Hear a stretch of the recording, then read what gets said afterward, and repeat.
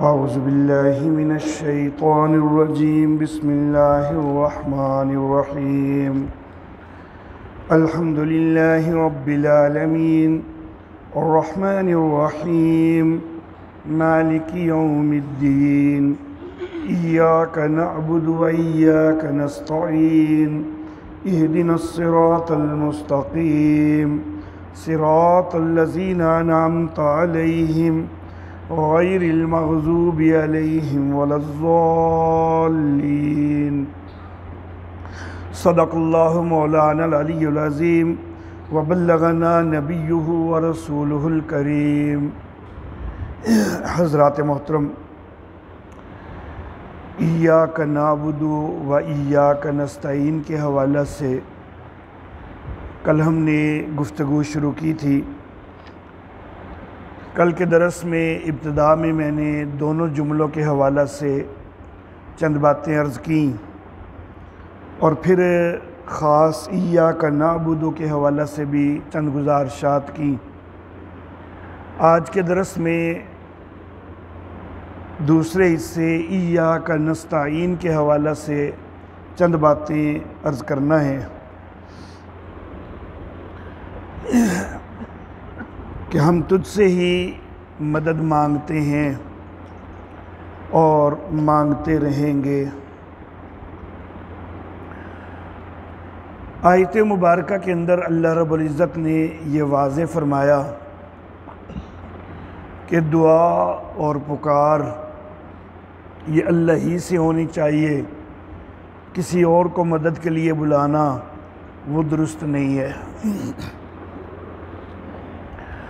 दर हकीकत जो दुआ या पुकार है तो ये भी इबादत है, और इबादत ज़ाहिर बात है कि सिर्फ़ और सिर्फ अल्लाह ही के लिए है, माबूद वही है। हम जो कलिमा पढ़ते हैं तो उसके अंदर हम यही इकरार करते हैं कि ला इलाहा इल्लल्लाह, अल्लाह के सिवा कोई माबूद नहीं। तो जब माबूद और है ही कोई नहीं तो इबादत किसी और की नहीं हो सकती, और दुआ भी जो है वो इबादत है। तो जब दुआ भी इबादत है, बल्कि इबादत का भी इसको मग़ज़ और निचोड़ कहा गया है, तो फिर जिस तरह दीगर इबादतें जो हैं वो अल्लाह ही के लिए हैं, तो उसी तरह दुआ भी अल्लाह ही के लिए हो सकती है, अल्लाह ही से हो सकती है, किसी और से नहीं हो सकती। जामे तिरमिज़ी के अंदर रवायत है कि अद्दुआ मुख़्खुल इबादती, दुआ इबादत का मग़ज़ है। ये रवायत जो है मैं तस्लीम करता हूँ कि इसकी सनद के अंदर किसी हद तक कमज़ोरी है, सनद के अंदर ज़ोफ़ पाया जाता है। लेकिन जिस वक़्त एक हदीस जिसके अंदर कुछ कमज़ोरी कुछ ज़ोफ़ पाया जाए, लेकिन वही मफ़हूम दीगर अहादीस के अंदर भी आ जाए और कुरान हकीम में भी उसका इशारा मिल जाए, तो फिर उसका ज़ोफ़ जो है वो ख़त्म हो जाता है, उसको ऐसी तक़वियत हासिल हो जाती है कि फिर उसको तस्लीम किया जाएगा। तिरमिज़ी के अंदर ही दूसरी रवायत के अंदर जो लफ्ज़ हैं वो इससे भी ज़्यादा आगे के लफ्ज़ हैं, और वो लफ्ज़ हैं अद्दुआ हुवल इबादत, कि असल इबादत जो है वो तो है ही दुआ, और ये जो है वो सही सनद के साथ है। तो जो हासिल है अद्दुआ मुख़्खुल इबादत का, वही हासिल उससे भी ज़्यादा ज़ोरदार लफ्ज़ों के साथ वो अद्दुआ हुवल इबादत का हासिल है। तो जब और ज़्यादा ज़ोरदार लफ्ज़ों से वही बात साबित हो रही है, तो फिर अद्दुआ मुख़्खुल इबादत को भी तस्लीम कर लिया जाएगा, क्योंकि चीज़ एक ही है, मफ़हूम एक ही है कि असल इबादत है ही दुआ। तो असल इबादत तभी कहा गया कि ये मग़ज़ है, निचोड़ है। कुरान हकीम से भी दुआ का इबादत होना वाज़े होता है। सूरह मोमिन है, 40वीं सूरत है, और उसकी आयत नंबर 60। सफ़ा मेरे पास 427 है। आयत नंबर 60 में अल्लाह रब्बुल इज़्ज़त फरमाते हैं, वकाल रब्बुकुम उदऊनी अस्तजिब लकुम, और तुम्हारे रब ने कहा मुझे पुकारो मैं तुम्हारी पुकार पे पहुंचूंगा। इन्नल्लज़ीना यस्तकबिरून अन इबादती, बेशक वो लोग कि जो मेरी इबादत से तकब्बुर करते हैं, सयदखुलून जहन्नम दाखिरीन, तो वो जहन्नम के अंदर जलील होते हुए जाएंगे। अब यहाँ पर अल्लाह रब्बुल इज़्ज़त ने बात जो शुरू की तो वो दुआ के हवाला से शुरू की। काल रब्बुकुम उदऊनी, तुम्हारे रब ने कहा कि मेरी मुझसे दुआ करो, मुझे पुकारो। तो बात हो रही है पुकार की, लेकिन साथ ही अल्लाह आगे फरमाते हैं कि जो दुआ से तकब्बुर करे, जो इबादत से तकब्बुर करे, इबादत से तकब्बुर करे मुराद है कि वो इबादत ना करे। तो यहाँ पर पीछे किस चीज़ का जिक्र हो रहा है? दुआ का ही जिक्र हो रहा है, और उसी के हवाले से आगे इबादत का जिक्र हो गया। तो गोया कि दुआ इस आयत मुबारक की रूह से इबादत बनती है। अल्लाह अल्लाह, दुआ से तकब्बुर करना कि बंदा कहे कि मुझे अल्लाह से मांगने की कोई ज़रूरत नहीं, मैं तो खुद बड़ा बासलाहियत हूँ, मैं तो अपने मामलात खुद संवार सकता हूँ, मेरे पास दौलत भी है, मेरे पास माल है, मेरे पास औलाद भी है, जिस्मानी ताकत और क़ुव्वत भी है, मेरे ऊपर क्या परेशानी आनी है, मुझे क्या ज़रूरत है दुआएं मांगने की। तो ये जो है अपने ऊपर तकब्बुर होता है, और दुआ से एराज़ इस तकब्बुर की वजह से किया जाता है। तो अल्लाह फरमाते हैं कि जो दुआ से एराज़ करता है, इबादत से एराज़ करता है तकब्बुर की वजह से, तो तकब्बुर जो है उसका नतीजा ज़िल्लत और रुसवाई होती है अल्लाह के यहाँ। तो यहाँ इसने तकब्बुर किया अपनी दुआ के मामला में, तो अल्लाह कहते हैं जहन्नम में दाखिल होगा, और दाखिल भी होगा तो जलील होकर दाखिल होगा। तफसीर इब्ने जरीर के अंदर और तफसीर इब्ने कसीर के अंदर इसी आयत मुबारक के हवाला से ये बात ज़िक्र की गई है कि यहाँ पर जो इबादती का लफ्ज़ है, तो नबी अकरम सल्लल्लाहु अलैहि वसल्लम ने इस इबादती से दुआई मुराद लिया, कि यहाँ पर इबादती से मुराद है दुआई, कि जो लोग मुझे पुकारने से तकब्बुर करते हैं, मुझसे दुआ करने से तकब्बुर करते हैं, तो वो जहन्नम के अंदर जलील होते हुए जाएंगे। अगले सफ़े पर आ जाएं, आयत नंबर 66 है, उसमें फिर ये चीज़ आ जाती है। अल्लाह फरमाते हैं कुल ए नबी आप कहिए, इन्नी नुही, तो बेशक मुझको मना किया गया है, मुझे रोका गया है, अन आबुदल्लज़ीन तदऊन मिन दूनिल्लाह, कि मैं उनकी बंदगी करूं जिनको तुम अल्लाह के सिवा पुकारते हो। तुम उनको पुकारते हो, ये तुम उनकी बंदगी कर रहे हो, लेकिन तुम तो उनकी बंदगी कर रहे हो। मैं मोहम्मद को तो अल्लाह ने मना किया है कि मैंने उनको नहीं पुकारना, उनकी बंदगी नहीं करनी। तो यहाँ पर पहले लफ्ज़ है आबुद, तो मैं बंदगी करूँ, और आगे जो है वो तदऊना का लफ्ज़ है कि जिनको तुम पुकारते हो। तो मालूम हुआ कि जो दुआ है वो उनकी बंदगी है, तो वो तो गैरुल्लाह की बंदगी कर रहे हैं गैरुल्लाह की पुकार के ज़रिए, लेकिन नबी अकरम सल्लल्लाहु अलैहि वसल्लम ने फरमाया कि मैं ऐसा करने के लिए तैयार नहीं हूँ। अल्लाह अल्लाह, दुआ को इबादत का मगज़ या असल इबादत के असल में दुआ ही इबादत है, तो ये क्यों कहा जाता है?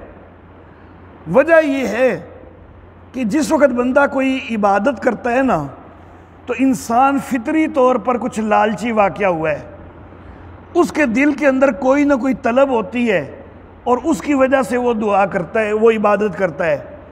हम नमाज़ें पढ़ते हैं, रोज़े रखते हैं, और कोई तलब ना हो तो इतनी तलब तो होती है कि अल्लाह हमसे राज़ी हो जाए और हमारी आखिरत बेहतर हो जाए। दुनिया की कोई तलब ना भी हो ना, तो कम से कम आखिरत की तलब तो होती है, तो हम जो है वो इबादतें करते हैं। तो इंसान फितरी तौर पर लालची है और इबादत भी करता है तो किसी न किसी तलब की वजह से करता है।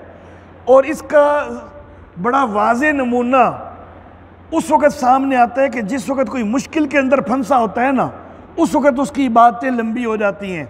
बल्कि पहले वो इबादत नहीं भी करता तो उन दिनों में करने लग जाता है जब वो मुश्किल के अंदर फंसा होता है। नौजवान तालिब इल्म स्कूल का, कॉलेज का, हम उसको कहें कि भाई नमाज पढ़, तो वो आगे कई बहाने करेगा कि जी कॉलेज भी जाना होता है, फिर ट्यूशन जाना होता है, एकेडमी जाना होता है, इतना वक़्त ही नहीं मिलता, तो पढ़ाई की मसरूफियत बड़ी है, बोझ बड़ा है, तो नमाज के लिए वक़्त नहीं निकाला जाता। लेकिन इम्तिहानों के करीब पढ़ाई का बोझ ज़्यादा भी हो जाता है, लेकिन उसके बावजूद जो है ये नमाज़ें शुरू कर चुका होता है कि अब अल्लाह से एक तलब है ना कि अल्लाह मेरे पेपर अच्छे करवा दे और मैं कामयाब हो जाऊँ। तो उन दिनों में जो है वो सिर्फ दुआ नमाजें ही नहीं, फिर कई वजीफ़े भी जो है वो पूछ पूछ के करने लग जाते हैं।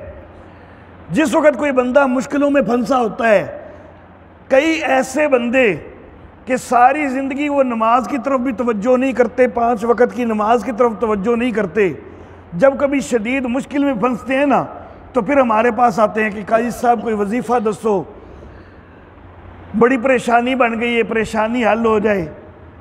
अल्लाह अल्लाह। उस वक़्त अगर हम उनको सलातुल हाजत भी बताएं ना साथ वजीफ़े में कि भाई ये वजीफ़ा करना है, पहले सलातुल हाजत पढ़नी है, फिर ये वजीफ़ा करना है, उस वक़्त वो सलातुल हाजत के लिए भी तैयार हो जाते हैं। आम हालात में फ़र्ज़ नमाज भी नहीं पढ़ते थे और ऐसे हालात में जब वो मुश्किल में आए हैं तो अब सलातुल हाजत तक पढ़ने के लिए भी तैयार हो जाते हैं। हकीकत ये है कि ऐसा बंदा कोई जब आता है ना कोई वजीफ़ा पूछने के लिए, दिल बड़ा कुड़ता है और दिल नहीं करता है ऐसे बंदे को कोई वजीफ़ा बताने के से कि इसने अल्लाह से कभी ताल्लुक़ ही नहीं रखा, नमाज तक तो ये पढ़ता नहीं है, अब वजीफ़ा ये क्या करेगा। दिल बड़ा परेशान होता है, कुड़ता है, दिल नहीं करता है ऐसे बंदे को वजीफ़ा देने पर। लेकिन सिर्फ इस वजह से कि फिर इनको वजीफ़ा हम दे देते हैं, बता देते हैं कि कहीं ऐसा ना हो कि अल्लाह से उल्टा मायूस हो जाए और गैरों के दर पे जाना शुरू कर दे। चलो बेनमाजी है लेकिन अकीदा पहले ठीक है, कहीं बदअकीदा ही ना हो जाए, तो इसलिए जो है वो कुड़ते हुए दिल के साथ हम उनको कोई ना कोई बता देते होते हैं, लेकिन दिल नहीं मान रहा होता ऐसे बंदे को कुछ बताने को। अल्लाह अल्लाह। अलबत्ता साथ फिर हम ताकीद कर देते हैं कि भाई असल वजीफ़ा तो यह है कि तुम 5 वक़्त की नमाज पढ़ो और कुरान हकीम की तिलावत रोज़ाना करो। हकीकत यह है कि 5 वक़्त की नमाज पढ़ने और कुरान हकीम की तिलावत रोज़ाना का मामूल बनाने से बढ़कर कोई वजीफ़ा नहीं है। किसी भी मकसद के लिए जो भी वज़ाइफ किए जाते हैं ना, सबसे बड़ा वजीफ़ा जो है वो यही है कि 5 वक़्त की नमाज के पाबंद हो जाओ और कुरान हकीम की तिलावत वो रोज़ाना करनी शुरू कर दो। इंशाअल्लाह सुम्मा इंशाअल्लाह वो सारे मिसाइल जो है वो खुद ब खुद हल होते जाएंगे, किसी और वजीफ़े की ज़रूरत ही कोई नहीं रहती। बहरहाल शैतान तक को भी जो है वो अल्लाह से मांगना याद आ गया था ना, अल्लाह से मांगी मोहलत उसने और अल्लाह ने उसको भी मोहलत दे दी। तो फिर हम सोचते हैं कि चलो बेनमाजी है लेकिन कम से कम शैतान से बुरा तो नहीं है ना। तो जब अल्लाह तो शैतान तक की भी जो है वो मान लेता है, उसको भी जो है वो मोहलत दे देता है, तो फिर ये जो है अगर चलो इसी बहाने शायद अल्लाह से इनका मुस्तकिल ताल्लुक़ कायम हो जाए। आज तक नमाज नहीं पढ़ते थे, अब वजीफ़ा करने के बाद अल्लाह करे इनका काम हो जाए तो फिर ये नमाज की तरफ मुतवज्जे हो जाएं। अल्लाह अल्लाह। दुआ जो है इंतहाई अहमियत वाली चीज़ है। इंसान को अल्लाह रब्बुल इज़्ज़त ने असबाब भी बड़े सारे मुहैया किए हुए हैं। ये पूरी दुनिया जो है वो इंसान के लिए असबाब से भरी पड़ी है। इन असबाब को काम में लाकर इंसान बड़े सारे काम करता है। वसाइल बड़े सारे इंसान को मुहैया किए गए हैं। इंसान को अंदरूनी सलाहियतें भी बड़ी दी गई हैं। वो इन सारे वसाइल से जो है वो फ़ायदा उठाता है, इनको काम में लाता है। लेकिन उसके बावजूद कई दफ़ा ये मामला पेश आता है कि सारी सलाहियतें भी सर्फ कर रहा है, सारे वसाइल भी सर्फ कर रहा है, लेकिन उसके बावजूद नताइज जो है मतलूबा नहीं मिल रहे, फिर भी बेबस होकर बैठा हुआ है। ऐसे वक्त में ख़ास तौर पर दुआ की अहमियत सामने आती है कि उस वक़्त और कोई चारा ही नहीं नज़र आ रहा होता कि बस अल्लाह को पुकारूं और कोई जो है वो हल नहीं है। तो जिस वक़्त असबाब भी साथ छोड़ना शुरू कर देना अपनी सलाहियतें भी साथ छोड़ना शुरू कर दें, फिर पता चलता है कि दुआ की असल में अहमियत क्या है। आम हालात में दुआ को हम बहुत छोटी चीज़ समझते हैं, उसकी कोई अहमियत नहीं समझते, लेकिन हकीकत में दुआ बड़ी अहम चीज़ है। अल्लाह अल्लाह। और मैं ये बात कहा करता हूँ कि दुआ जो है जब भी करें खुलूस दिल के साथ होनी चाहिए। अगर खुलूस दिल के साथ नहीं है तो फिर दुआ का फ़ायदा नहीं है। और खुलूस दिल के लिए 3 चीज़ें इंतहाई अहम हैं।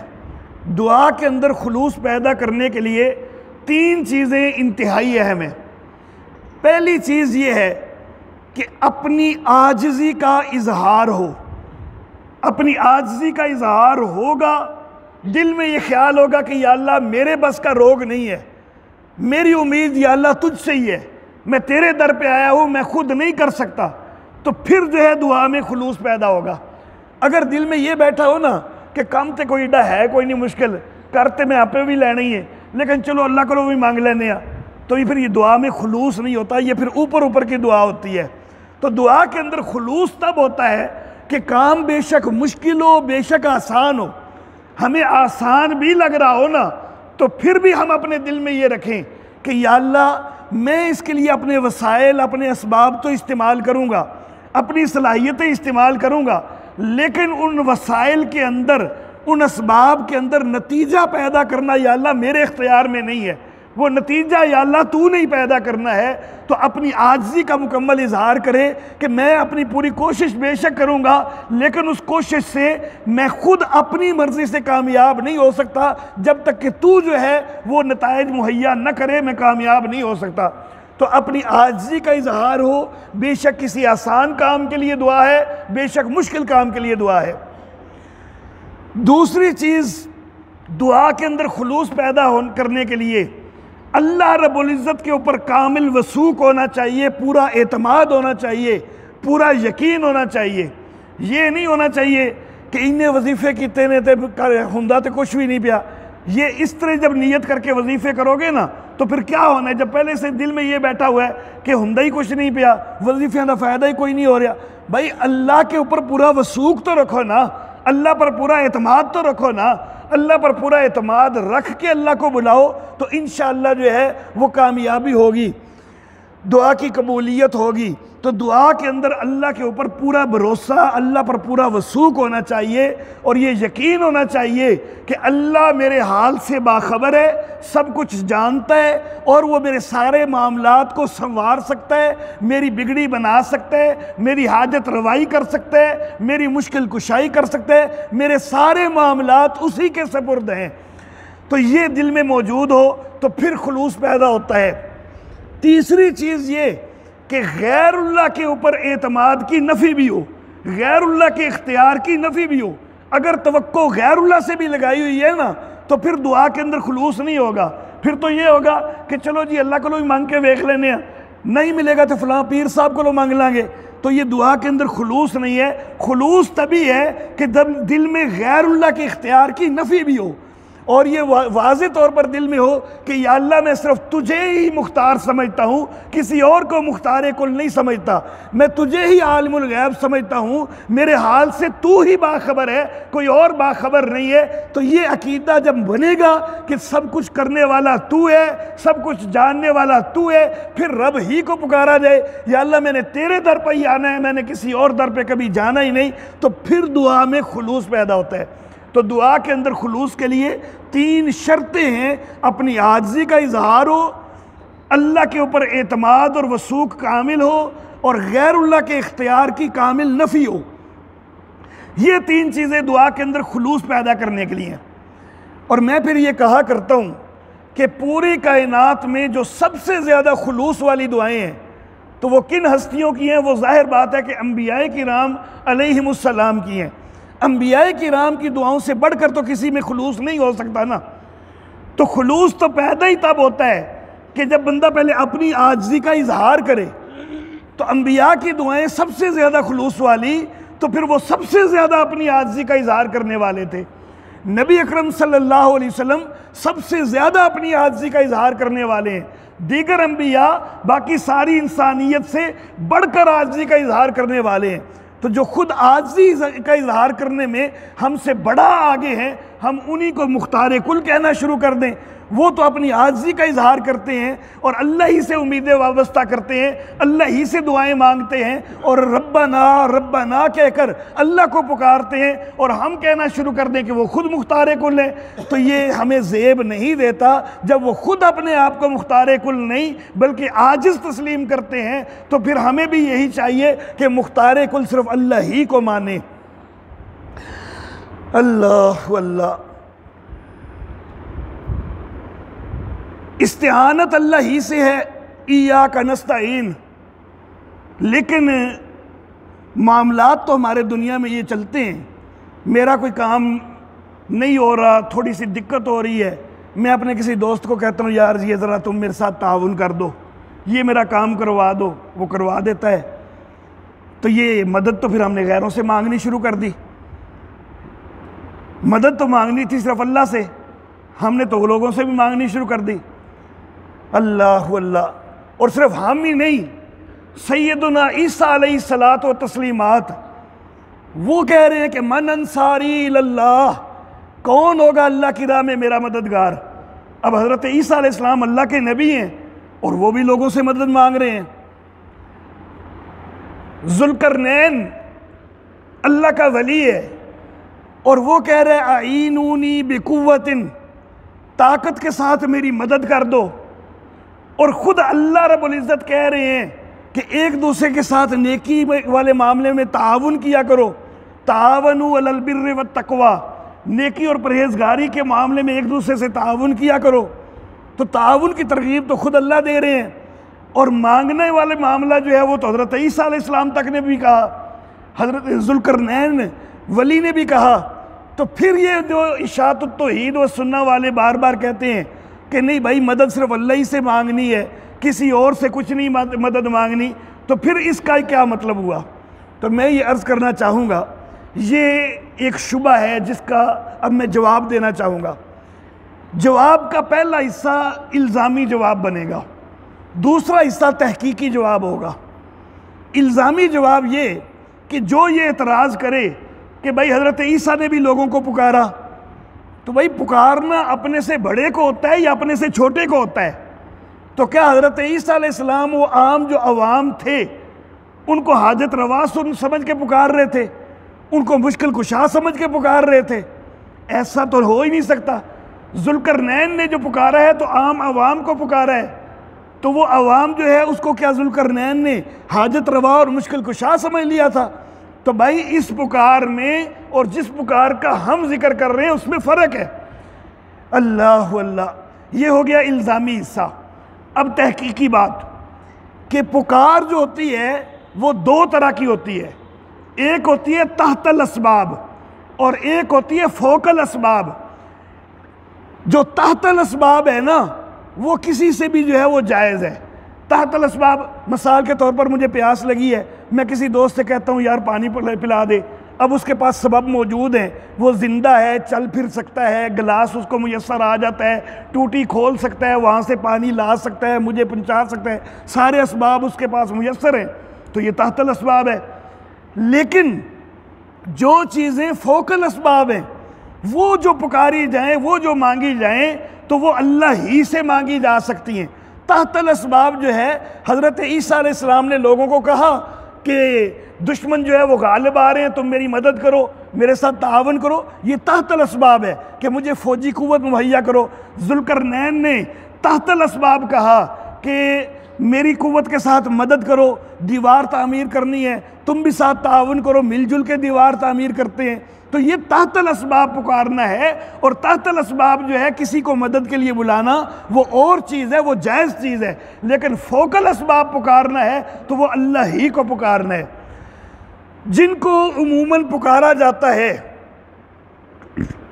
कब्रों के अंदर पड़े हुए अल्लाह के वली, कई सच्चे वली और कई झूठे वली भी, उनको पुकारा जाता है आमतौर पर।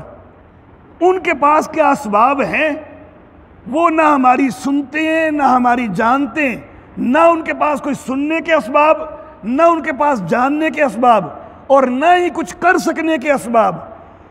मेरे वालिद मोहतरम हज़रत काजी इस्मतुल्लाह आसिमाउल्लाह ताला, अल्लाह उनकी कब्र पे करोड़ों रहमतें नाज़िल फरमाए, वो बड़ी खूबसूरत एक बात कहा करते थे। वो कहते थे कि ज़िंदा पीर साहब मौजूद है ना, जब अब पीर साहब से कोई काम करवाना है, अपनी कोई हाजत पूरी करवानी है, तो उस वक़्त यहाँ बैठे दुआ के लिए हाथ नहीं उठा देते कि या अब्दुल कादर, यहाँ बैठे हाथ नहीं उठाते, बल्कि पीर साहब को फ़ोन करेंगे कि जी हज़रत ये मामला उलझा हुआ है, तो ज़रा जो है वो कोई वो क्या कहते होते हैं, अल्लाह माफ़ी कर दो, या इस किस्म के कोई लफ्ज़ बोलते हैं, हज़रत से कोई ना कोई करो ना जी।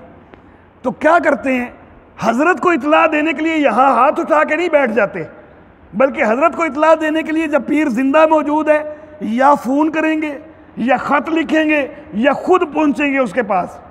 तो जब ज़िंदा मौजूद है तब उसको बात पहुँचाने के लिए इन चीज़ों की ज़रूरत है। तो जब वो बेचारा फोत हो चुका हुआ है और उसके अंदर ज़िंदगी भी ख़त्म हो गई है, सुनने के उसके आसार, वो सारे आज़ा ख़त्म हो चुके हैं, तो अब जो है, अब यहाँ बैठे जो है वो सिर्फ हाथ उठा के तो या अब्दुल कादर जिलानी, या अब्दुल कादर जिलानी करने से वो किधर सुन लेगा। जब ज़िंदा पीर को आप अपनी बात नहीं पहुँचा सकते, तो फिर मुर्दा को कैसे पहुँचा सकते हो। अल्लाह अल्लाह। और मुर्दा कैसे आपकी पूरी कर सकता है। जिस वक़्त फौत हुआ था, गुस्ल तक अपने आप को दे नहीं सका था, गुस्ल देने में गैरों का मोहताज हो गया था। अल्लाह का सच्चा वली भी था ना, जो सारी ज़िंदगी अपनी शर्मगाह की तरफ किसी को जो है वो हाथ बढ़ाने नहीं देता था। अब यहाँ पर शर्मगाह को भी जो है ना लोगों के बेशक दस्ताने पहन के ही हाथ लग रहे हैं, लेकिन वो अल्लाह का सच्चा वली ज़िंदगी में तो ऐसी कभी जो है वो काम नहीं कर सकता था। लेकिन यहाँ पर अब इतना मजबूर हुआ बैठा है कि उसकी शर्मगाह तक के ऊपर जो है वो दस्ताने पहन के हाथ लग रहे हैं, और वो रोक भी नहीं सकता, हिल भी नहीं सकता, वो कोई इधर उधर बाज भी नहीं कर सकता, खुद अपने आप को गुस्ल नहीं दे सकता, खुद अपने आप को कफन नहीं पहना सकता। तो जिस वक्त कब्र के अंदर चला गया तो वो तुम्हारा हाजत रवा बन गया, तुम्हारा मुश्किल कुशा बन गया। ये कैसे हो सकता है। तो भाई माफोकल असबाब पुकार है तो सिर्फ अल्लाह ही की पुकार है, किसी और की पुकार नहीं। इनके पास कोई सबब नहीं है, असबाब के तहत किसी और को पुकारना जायज़ होता है जहाँ तक असबाब मौजूद हों, लेकिन जहाँ असबाब ख़त्म हो गए फिर किसी तरह की जो है वो पुकार जो है वो जायज़ नहीं रहती। आखिरी बात जो है वो करना चाहूँगा आज के दरस की, दुआ कबूल ज़रूर होती है। अल्लाह रब्बुल इज़्ज़त फरमाते हैं कि उदऊनी अस्तजिब लकुम, लोगों मुझे पुकार के देखो तो सही, मैं तुम्हारी पुकार पे पहुंचूंगा। अल्लाह अल्लाह। अल्लाह रब्बुल इज़्ज़त ये वादे फरमा रहे हैं कि तुम मुझे पुकारो, मैं पुकार पे पहुंचूंगा। तो फिर अल्लाह रब्बुल इज़्ज़त को पुकारना जो है उसकी कबूलियत होना ये यकीनी बनती है। जब अल्लाह ने वादा कर लिया है तो यकीनी कबूलियत तो होती है। अलबत्ता चंद चीज़ें हैं जो कबूलियत के अंदर माने होती हैं। नबी अकरम सल्लल्लाहु अलैहि वसल्लम ने फरमाया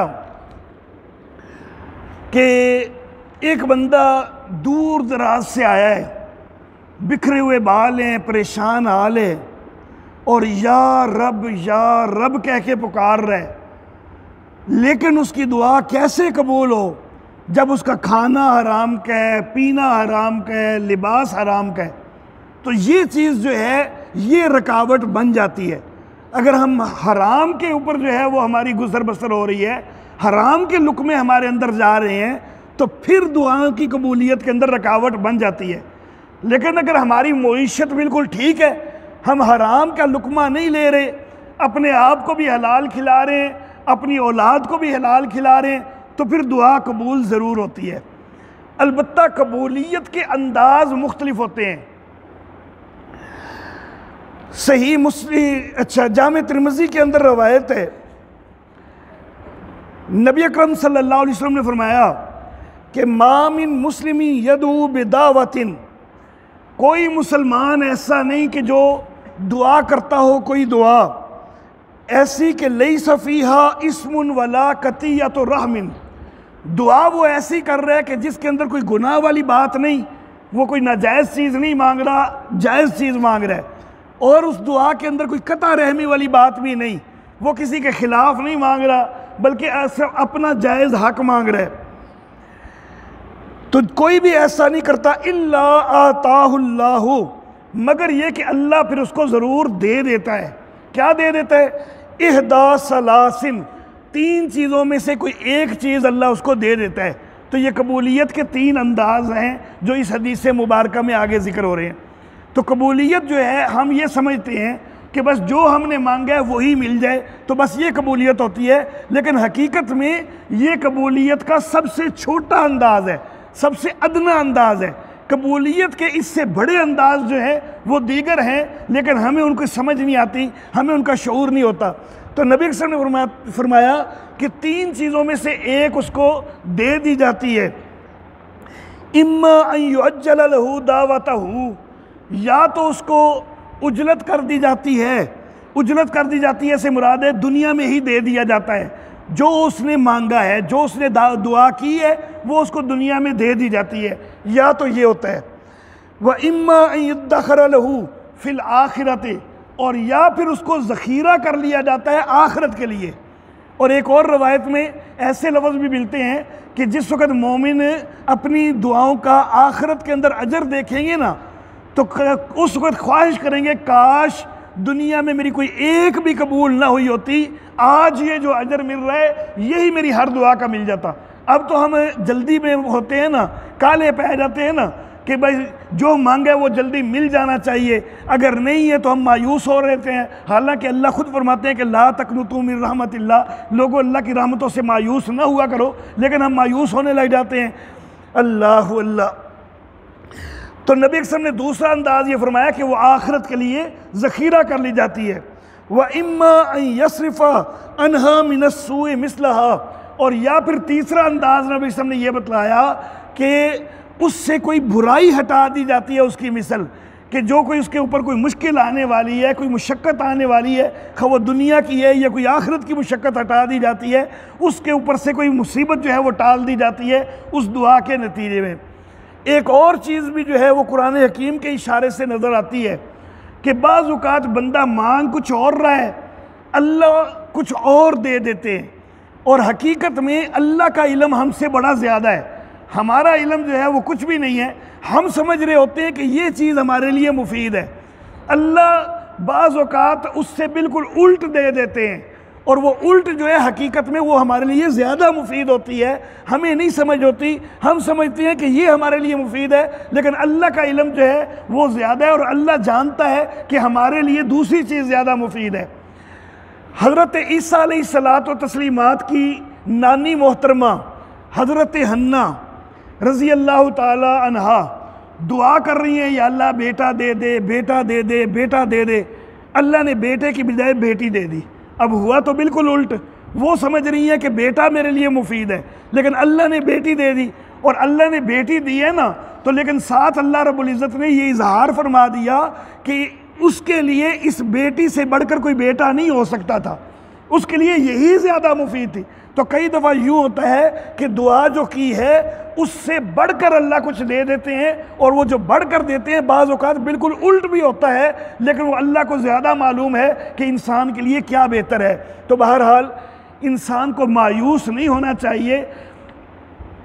उजीब दावत दा इज़ा दान, अल्लाह का वादा मौजूद है कि मैं पुकार पे पहुंचता हूँ, जब भी कोई पुकारने वाला मुझे पुकारे तो इंसान को मायूस नहीं होना चाहिए, अल्लाह रब्बुल इज़्ज़त से पुकार जो है वो करते रहना चाहिए। अगर हमें वो चीज़ नहीं मिलेगी तो इंशाअल्लाह उससे बहुत बेहतर मिलेगा।